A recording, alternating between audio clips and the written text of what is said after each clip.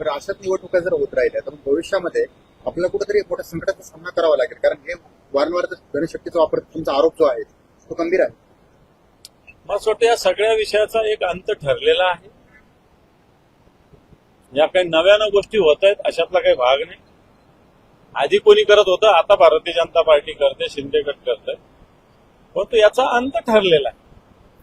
ठरेल. लोक किती दिवस 4-4 जणांचे जर लोकांनी पैसे घेतले तर लोक मतदान एका जालाच करतात.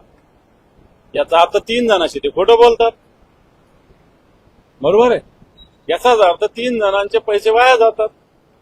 एखादा माणूस असाही आहे की जो पैसे न देता सुद्धा निवडून येतो. असे अनेक लोक आहेत आणि त्याच्यामुळे एक जो सत्याचा येत असतो आपण त्याच्यावर विश्वास ठेवावा एवढंच मला वाटतं.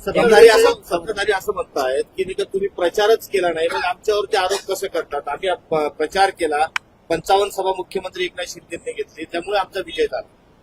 मला असं वाटतं आमचं पक्ष केडर बस आहे, लीडर बेस नाही. आमचा पक्ष हा केडर बेस आहे. केडर आमचा एक एक शिवसैनिक एक एक इंच जागा लढत असतो. त्याच्यामुळे आमचा पक्ष हा केडर बेस आहे, लीडर बेस नाही. हेलिकॉप्टरमध्ये 55 सभा घेतल्या, मग तुमच्या सभा 55 सभा झाल्या तर तुमच्या 55च्या जागा आला का जरा एवढं जरा नीट माहिती घ्या. कित्येक सभा तुमच्या वाहनचोट्या ठरलेल्या आहेत.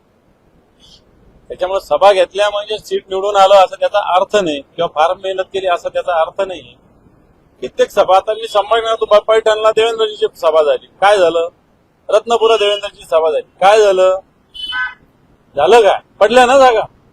त्याच्यामुळं सभा आणि निवडून येणं याचं गणित स्वतंत्र आहे.